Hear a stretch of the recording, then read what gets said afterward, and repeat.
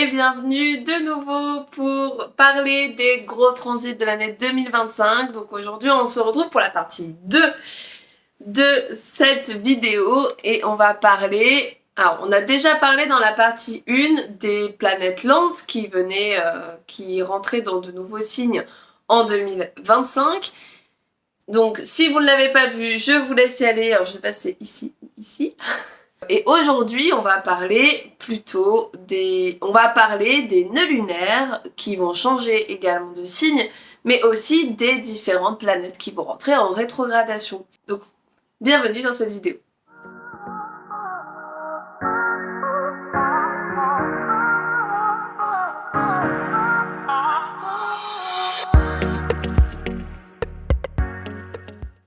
Avant de commencer, je vous rappelle que l'Astrofocus 2025 est toujours disponible. C'est une prestation que je vais laisser dispo jusqu'en janvier, jusqu'au 15 janvier, pas après, pas au-delà. Donc si vous êtes intéressé pour avoir une analyse de transit de votre thème en fonction des transits de l'année 2025, donc comment est-ce que ça va influencer votre vie, dans quelles énergies vous allez naviguer, quel va être votre focus cette année, et bien si vous êtes intéressé pour avoir une analyse en PDF de tout ça, donc une analyse personnalisée, n'hésitez pas à me contacter sur mon adresse mail arcaneduzodiac@gmail.com. Je serai ravie de vous renseigner si vous avez des questions et aussi de vous faire votre analyse si vous êtes intéressé. Alors, on va commencer tout de suite avec les nœuds lunaires qui vont changer de signe. Alors, les nœuds lunaires. Qu'est-ce que c'est déjà pour ceux qui ne seraient pas familiers avec cette histoire de nœuds lunaires? Qu'est-ce donc? Les nœuds lunaires, ce sont des points fictifs, ce ne sont pas des planètes, donc on ne peut pas les voir dans le ciel si on prend notre télescope, c'est des points fictifs. Et les nœuds lunaires, dans un thème astral, ils sont représentés par ces deux symboles. Donc le nœud sud, lui, il va être en forme de vase, on peut penser qu'il recueille un petit peu toutes nos expériences passées, donc il est en forme de vase. Et le nœud nord, qui va parler plutôt de notre futur, lui est plutôt... il pointe vers le haut, un peu comme une flèche, il nous montre vers où on doit aller. Donc le nœud sud, c'est l'endroit d'où l'on vient. Alors, si on croit aux vies antérieures, mais en général, si on s'intéresse un minimum à l'astrologie, on pense bien qu'on n'a pas qu'une seule vie, on croit potentiellement très fortement à la réincarnation. Et donc le nœud sud, lui, va nous parler de nos incarnations dans nos vies passées, donc de ce qui s'était passé dans les vies passées, et du coup ce qu'on a ramené de nos vies passées comme trauma, comme blessure et comme comportement. Le nœud sud, il va aussi nous parler, alors, pour des personnes qui seraient un peu plus terre à terre et qui ne croiraient pas en la réincarnation, ça peut nous parler aussi de notre enfance, parce que de toute façon, que l'on croit ou pas à la réincarnation, à l'enfance, on va se comporter comme notre nœud sud. Alors si on pense réincarnation, bah, c'est parce qu'on a des comportements que l'on avait dans une vie. Et donc, pendant l'enfance, on va plutôt se comporter de la manière de notre nœud sud. On va garder les schémas du nœud sud. Et notre but sur Terre, c'est d'aller vers le nœud nord. Donc du coup, en allant vers le nœud nord, on suit, entre guillemets, son chemin de vie. Donc le nœud nord, c'est vers où on doit aller, vers où on doit se diriger pour pouvoir évoluer correctement. Et les transits des nœuds lunaires, parce que chacun on a des nœuds lunaires dans des signes et des maisons différentes de notre thème, mais les transits des nœuds lunaires, eux, ils vont nous montrer plutôt d'un point de vue global ce qui va se passer pour nous, pour l'humanité, pendant ces 1 an et demi. Les transits des nœuds lunaires, ça dure 1 an et demi, ils sont pendant 1 an et demi dans chaque axe de signe, parce que forcément, les nœuds lunaires, donc il y a nœud sud et nœud nord, ils sont toujours en opposition, donc ils sont toujours dans 2 signes différents. Et donc ici, les nœuds lunaires vont passer qui étaient jusque-là dans les signes du bélier et de la balance, vont se retrouver dans les signes du poisson et de la vierge. Et ils vont arriver dans ces signes très très vite dès le début de l'année puisqu'ils passeront dans le signe du poisson et de la vierge à partir du 12 janvier 2025. Donc on va y être direct, instant. Donc on n'aura pas le choix de dire ouf. Les nœuds lunaires qui passent dans les signes du Poisson et de la Vierge, qu'est-ce que ça veut dire et pour nous et pour la société? Le nœud nord, donc l'endroit où on va aller, va rentrer dans le signe du Poisson, et donc le nœud sud, l'endroit d'où l'on vient, va rentrer dans le signe de la Vierge. Donc là, symboliquement, ce qu'ils nous disent, c'est le lunaire, c'est qu'il va falloir passer de l'énergie de la Vierge, où on est actuellement, à l'énergie du Poisson. Alors, qu'est-ce que ça veut dire en français? En français, ça veut simplement dire qu'on va passer d'un signe de terre, donc le signe de la Vierge, qui est très pragmatique, très organisé, à un signe beaucoup plus spirituel, beaucoup plus perché. Le signe du Poisson, qui lui prône le lâcher-prise et ce qu'il y a au-dessus, ce qui est immatériel. Donc avec les nœuds lunaires qui passent dans le signe du Poisson, on est amené à être un peu plus spirituel, à aller vers la spiritualité et à aller vers quelque chose qui va être un peu plus impalpable, qui va être moins matérialiste. On va être dans les grandes idées qui vont faire du bien à l'humanité. On va avoir envie de penser au collectif avec ce nœud lunaire, et si vous avez regardé la vidéo qui est juste avant, on a Neptune qui rentre dans le signe du Bélier, où on a dit que l'individuel allait plus s'intéresser au collectif. Bah là, on est un peu dans la même idée, dans le sens où on va vraiment s'intéresser au collectif avec le Poisson. Le Poisson, c'est le signe le plus collectif du zodiaque, c'est le signe le moins individualiste. Et du coup, bah, il pense vraiment à la communauté, à tout le monde.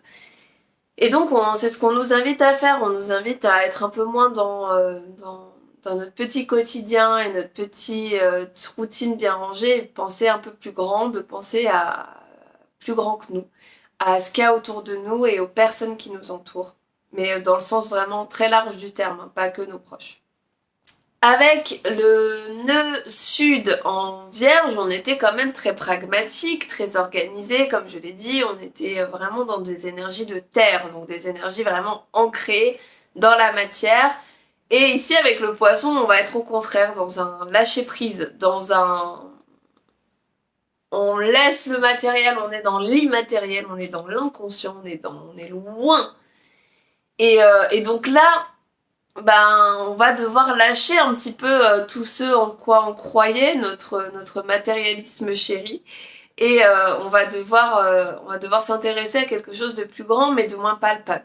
On va être du coup un peu moins centré sur nous, alors il va falloir quand même trouver un certain équilibre, parce que le Poisson va nous parler aussi de sacrifice. Donc là, le but est d'essayer de penser au collectif et au monde, mais sans tomber dans le sacrifice de soi-même non plus. Donc là, il y a quand même un équilibre à trouver, il faut pas tomber dans l'extrême du côté du Poisson. Hein. Dans tout ce que je vais vous dire, faut pas tomber dans le max. Il faut vraiment trouver un bon équilibre, un bon flow. Et donc ici, il faut penser au collectif, mais pas tomber dans le sacrifice, pas dire bon bah ok, je laisse tomber ma vie, moi je vais aider le monde entier, et moi je m'écoute pas. Non, c'est pas du tout le but, au contraire.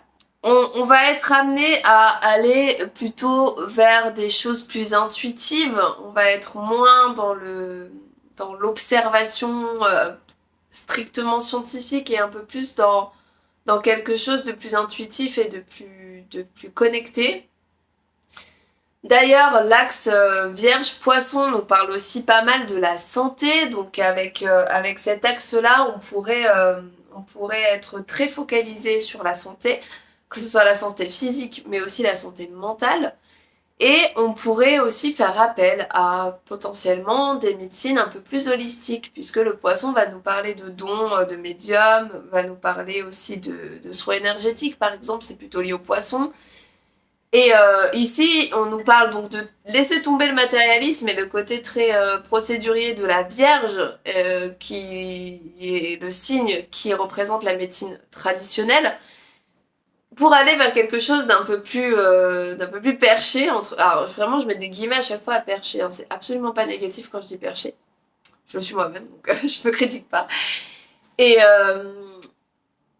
du coup, on va rentrer dans des médecines peut-être un peu plus douces, des médecines alternatives, et on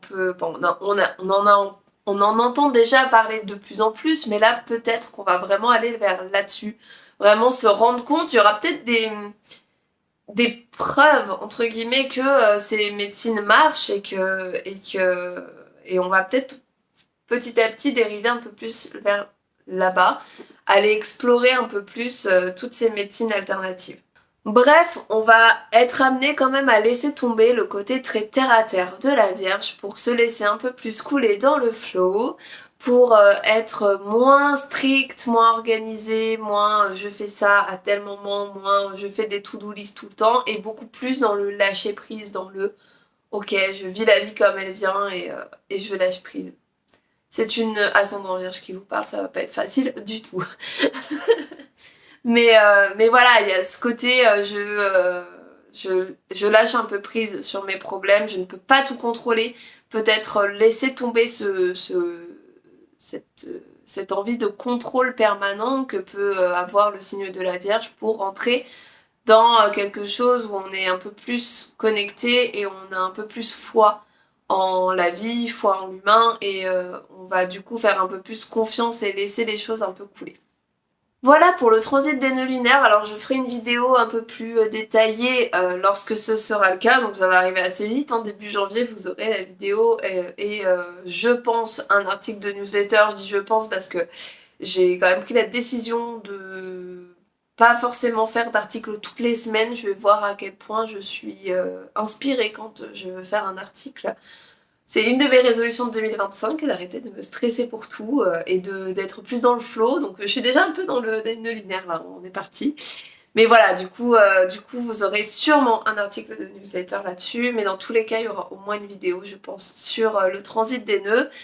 Quelque chose d'un petit peu plus complet.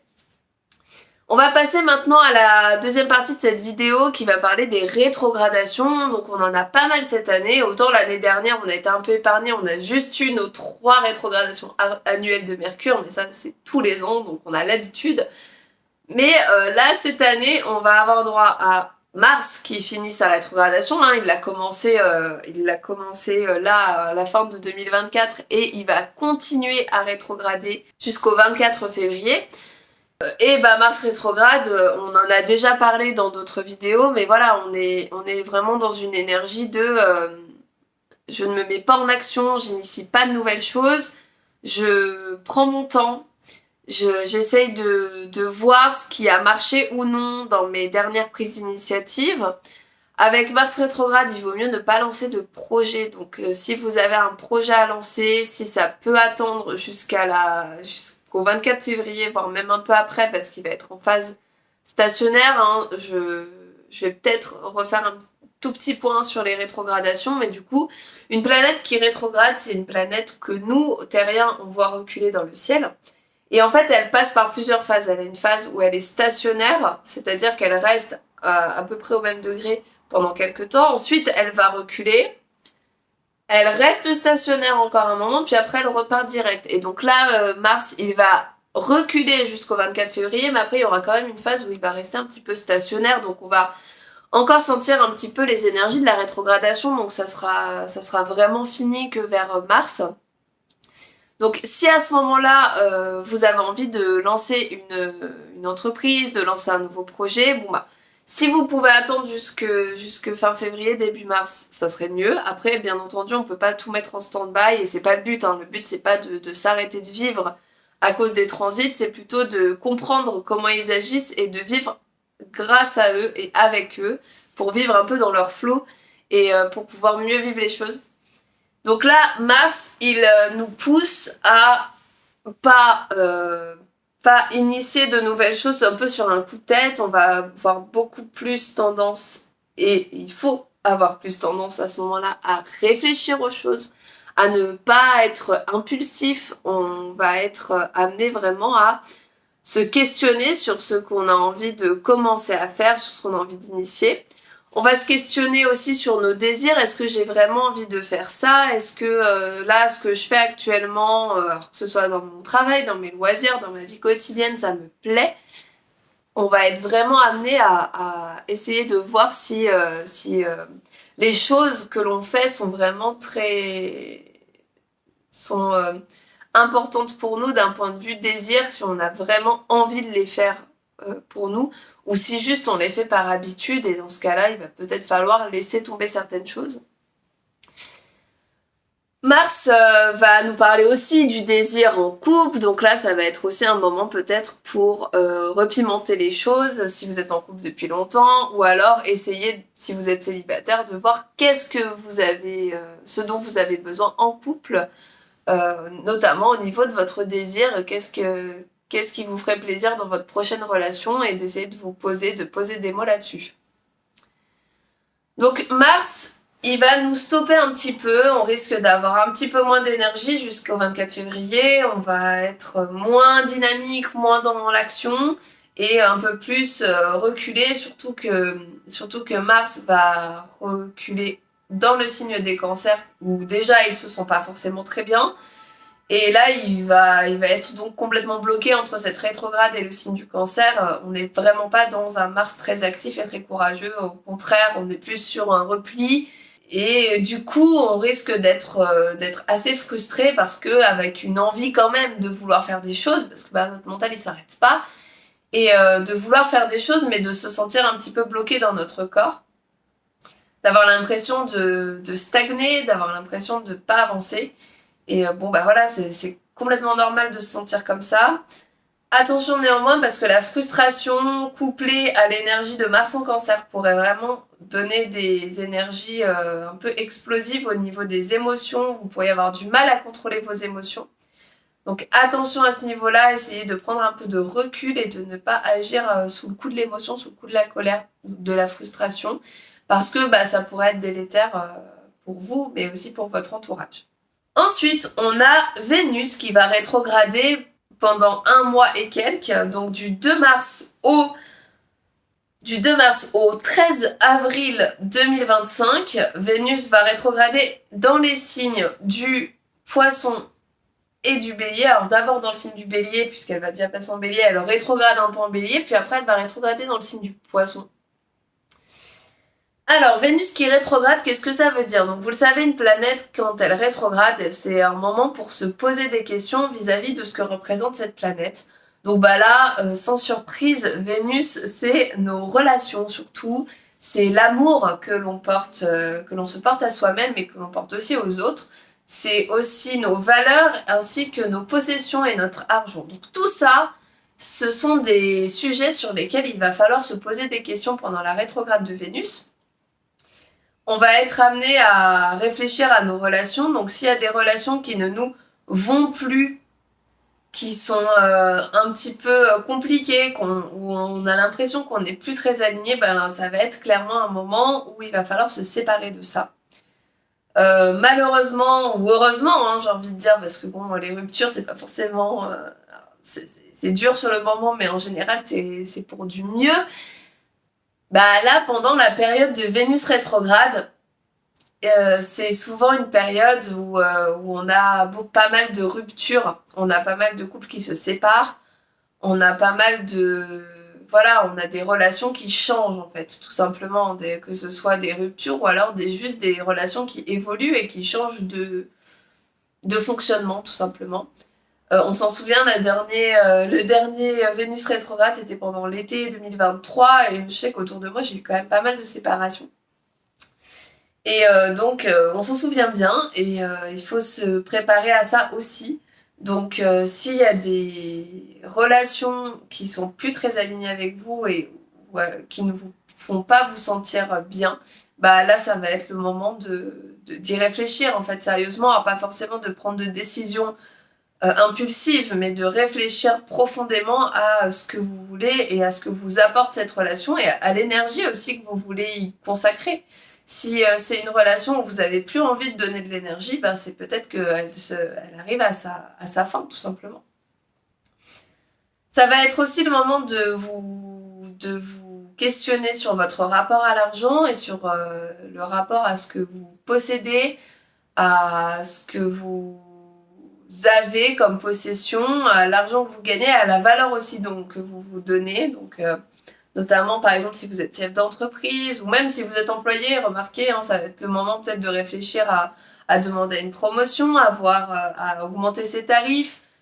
Enfin voilà, c'est un moment de je réfléchis à la valeur que j'ai et à ce que je vaux, entre guillemets, et notamment en termes d'argent, et je le demande.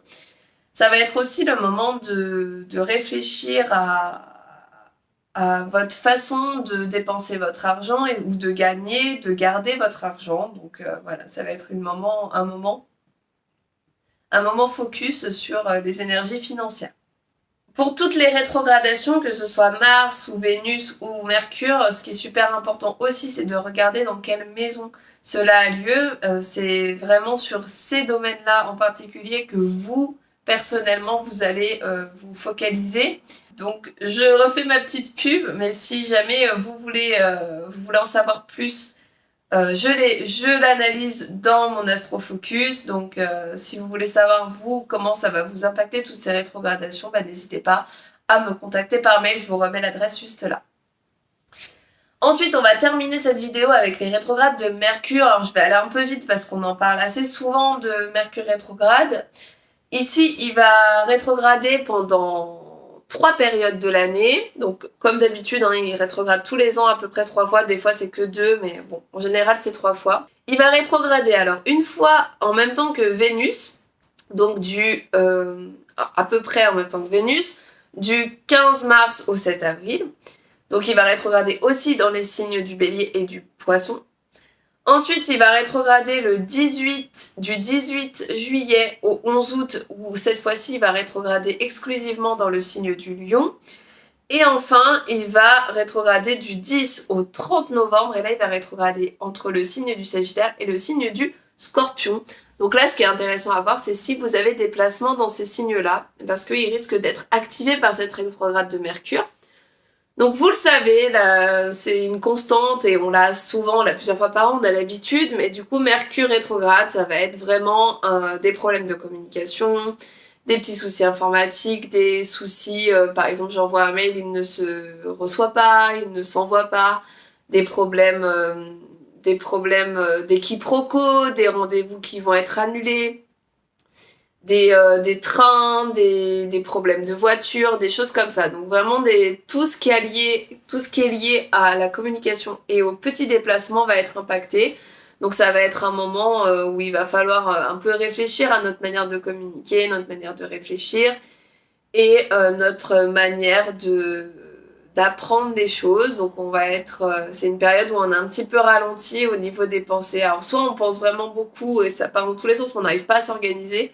Soit on peut avoir un peu moins d'idées, être un peu moins productif à ce niveau-là. Mais encore une fois, ce qui est super important, c'est de regarder dans quelle maison ça se joue, parce que c'est ça qui va vous donner vraiment des indications. Voilà pour cette deuxième vidéo sur les gros transits de 2025, j'espère qu'elle vous a plu. Je vous souhaite à tous une très belle année 2025. Si vous êtes intéressés par l'Astrofocus 2025, je vous retrouve par mail et n'hésitez pas à me poser des questions et à réagir à mes vidéos en commentaire, je serai ravie de vous répondre. Je vous retrouve bientôt, prenez soin de vous et bonne année à tous.